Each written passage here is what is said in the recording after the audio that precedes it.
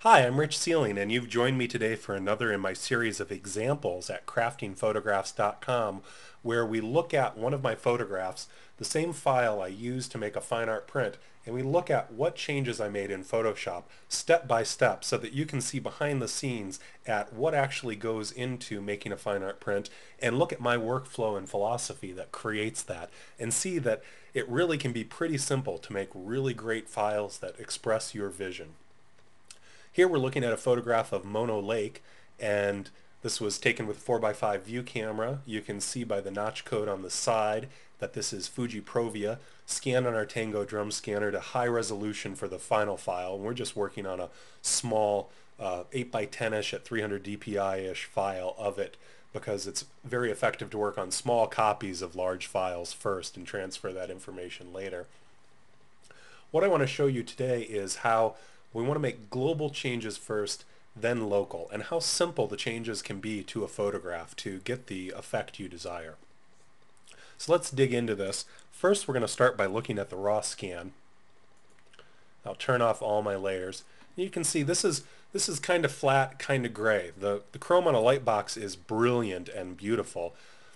But when we make a scan, what we're trying to do is hold all the information that's in the piece of film so that we can move it around where we want here in Photoshop to make the final decision. And this is a good scan that captures the information I want, and I'm going to show you why. If you look here in the info palette, watch these numbers as we look. This skyline where the sun was rising is the brightest part of the photograph. And if we get in here, we can see that in the red channel there's a 200 value, 205. I settled earlier on one. There's a 211 popped by. The highest values are hitting our 200 to 211s, and that's just about dead on for where I want this scan to be. If it gets much brighter, I don't have the flexibility with all my tools to make that what I want. If this gets up in the 230, 240 range, or forbid even higher, it gets much harder to make creative decisions, and sometimes I'm trying to back out of the scan being too bright, or I'm limited with the flexibility of the tool. So this is the correct value for the scan, and when we're scanning, we have to scan it to hold the brightest areas that we want detail and information in, and let everything else fall down the scale where it is and correct that in the printing stage. So that's what we've done here. Now, it's time, though, to take this and turn it into something. And one of the key philosophies to my approach to printmaking is work globally first, then locally. And this comes from working in the darkroom. It's the way you had to work. You get your overall exposure right. If you're working in the color darkroom, then you moved on to your color balance and finer tools, and then dodging and burning. And it really still holds true as a good workflow in the digital darkroom. So I try to start globally, then work down to local changes. And the idea is that you want to make a global change that's best for the photograph overall, even if it's not the best decision for some local areas. And I think you can better see that if we dive into my first adjustment on this, which was this curves layer 1. You can see right here we're making a big change to the photograph, really brightening this up, bringing a lot more out of it. And the curve is a pretty straightforward curve. It's something that looks like something you could do in levels. I'm just moving the white endpoint and the black endpoint in to adjust the gross exposure. And I don't do this that often on files from film, but this photograph needed this curve to get this changed the way I wanted. It was better than putting a point on a highlight and moving some things around like that. So that's what we used. We use whatever works every time, and this time it was this. Now, when I made this decision, you can see I'm really pushing this over and bringing the brights, the white point really bright. And you can also see I've already got a mask hiding here on this. This mask is masking off the mountains and the skyline here. We're hiding the change in the mountains. That skyline got a little too bright for that overall change. And so you can see that. Let's go in. I'm going to take my brush, and we're just going to paint out the mask. You'll see it disappear right here in a second. So if I didn't have that mask, this global change brightens my horizon far too much for my taste. But that's okay. Again, I want to start globally and then I can correct locally. So I made a global decision that overall curve is the right decision for this area. It's the right decision for this area. And it is too hot for this area, but I fixed that by going in locally and putting in this mask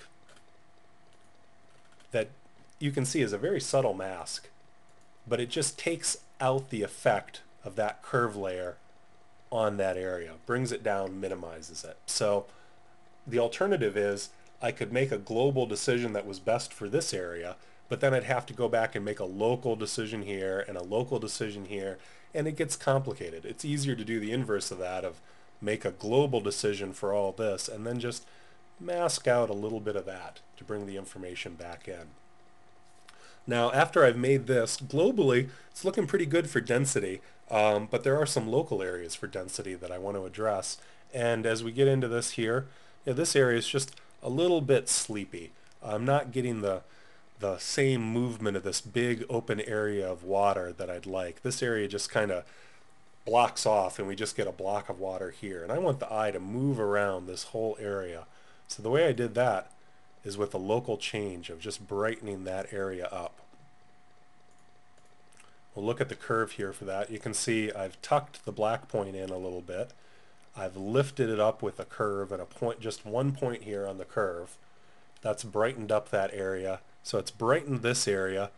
It's blackened the blacks and brought in the right contrast in there. And it's also created, you can see this little differential now. I'm really black here and I'm not so black here. We're getting paper black, Dmax black, 000. Here we're 26, 16, 15, not Dmax black. So we're going to have a little something we have to correct there. But again, this is what I want for there. Let's turn it off one more time. See how that just opens up the photograph and my eye can just move around in there a bit more. So made a local change, and then as I look at the photograph up here, this area too is just a little sleepy. You know, I'm pulled to the bright areas in the photograph, and that's the just basic psychology of how our eye works. We're drawn to bright areas, and the brightest area in this photograph is here. So I kind of tunnel vision off into here because of how dark this is. And I want to change that. I want the eye to feel free to roam within the whole photograph. So we've got another change up there that we're just lightening this area. And on both these two last local changes, let's look at the mask really quick. The way I've created these masks is I've just used the lasso tool. I've selected the area that I want to mask and then feathered the mask and made a new layer to only affect the areas that I've selected.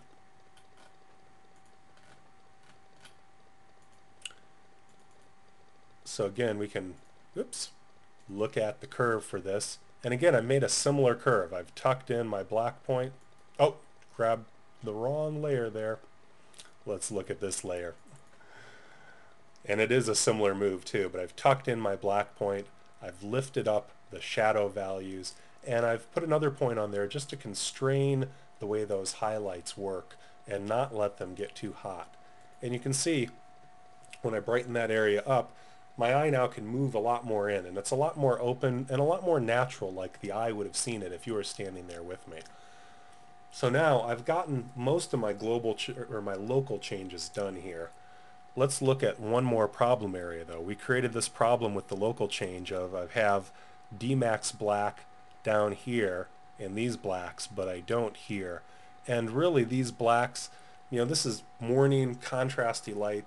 These mountains should be black. When I printed on the printer, I wanted to give me the blackest black that printer is capable of doing. And right now the file is not telling it to do that. It's up here 23/19/21. That's still going to look like black to the eye, but it's not that nice punchy Dmax black that's really going to make this a great rich photograph. So we've got curves layer 4 down here, and what I've done with curves layer 4 is I've used selective color to choose just the areas that are black, and then I'm applying this curve only to the black areas. I'll just turn that on and off. See the difference that makes in bringing that down to black? And when that's all pure black, the colors play off it much more strongly. So that's what change we made there. Now overall, we still have a couple fine-tuning changes to make. One of the things you'll see when you scan film and then make changes on it is you tend to lose some of the saturation from what you see in the original piece of film. And we bring that back by using a hue saturation layer. And this is a global layer, but we also made a local change within this we'll look at. Let's turn this on. You can see it richens the photograph up quite a bit, brings a lot of that richness of color, and this is what the chrome looks like, this is what the experience was like. So I'm doing that by just adding some saturation to the master image overall. I want every color to pick up some saturation. But I've also added some here to this layer called Red 2. You can see I've added plus 23 to this shade of red right here. Let's turn this off by going to value 0 just to show you the difference. If I just had the global saturation, the reds at the bottom of these clouds just weren't picking up the vibrant color that they have in the chrome. So I wanted to give them some more punch. And you notice we have a red in here already that saturation lets me choose individual colors and saturate it, but when I tried to add it to this red, it shifted over a little bit. This is a 15 degree, 45 degree red. It's just not the right red. Here it's 3 degrees, 33. It's shifted a little bit over. It's a little bit different red that I've added the saturation to. And any of these selective layers in here of color, you can change what color that's choosing to saturate by picking one and then clicking within the image. And you see whatever I click on, it's moving my slider here and it's now saying apply that change only to the color I've selected within the range as defined here. Let's cancel out of here and come back in. So we've got a master saturation, giving saturation to it overall, and then a local saturation only to the specific shade of red that is the bottom of these clouds. And that's pumped quite a bit. Plus 23 is a big change, but that's what it needed to bring the richness out of those clouds and this particular file. So almost done here, only one change left, and that's color balance. And I'm of the belief that every photograph can benefit from even a little bit of color balance. It's almost unheard of to have a file out of a camera or a scan that is perfectly color balanced. There's always biases from the process, first of all, and then second of all, it doesn't replicate what reality really is. So we're trying to replicate an emotive quality, and rarely do the odds come up to be exactly what your emotive quality was. Usually we can make some changes that make it closer to the emotive quality that we're looking at. And that was the case here. It's a subtle change. Let me turn that on and off. Look up here in the blues. Basically, there was a little bit of a magenta bias to those blues. And that's something that's pretty common to see out of both Fuji films, tend to pick up a very magenta blue, especially Velvia, but even Provia, which is what I used here. And then processing tends to have errors in the green magenta hue angle, and it usually tends to make things go a little bit magenta with the Fuji films. So that's something I'm always on the lookout for, and always trying to bring back to what I think is the most realistic color for me and for my way of viewing it. Let's just zoom in here so we can see it a little bit better. And see, it's just very subtle. We go from a purple blue to a little bit more cyan blue. And it may be subtle, but for me it has a significant effect. If we have an overall bias in our file of a certain color, it doesn't let the richness of every other single color come through. It's kind of like having the graphic equalizer on your stereo set up right, or if you're a recording engineer, when you're mixing the channels, having everything at the right balance and sound. And if you have just one channel off, it starts to kill the tones in another area that you don't get to hear them at their fullest and richest potential. And that's what we're trying to do with color balance, is bring out the fullest, richest potential of every color and not let one color dominate that. So there we go. There's our changes. Started off with global in the curves with a little local correction to fix the area that got too bright. Went into just some simple dodge and burn type things in local areas for density and contrast, an overall hue saturation with a local just for these reds, and then a global color balance, which was just +5, added a little bit of green to counteract that magenta, and no changes to the shadows and highlights, which is pretty typical. Most of my color balances, if you've watched this before, will see they happen in the midtones. So pretty typical color balance there for me. Very small move. And there we go. That's what made that file. I hope this has brought some of the mystery out of making great files for you, shown you more of my workflow, and we'll see you again next time for examples where we tackle some more challenging photographs and see how we make them. Thanks for joining. Have a good day.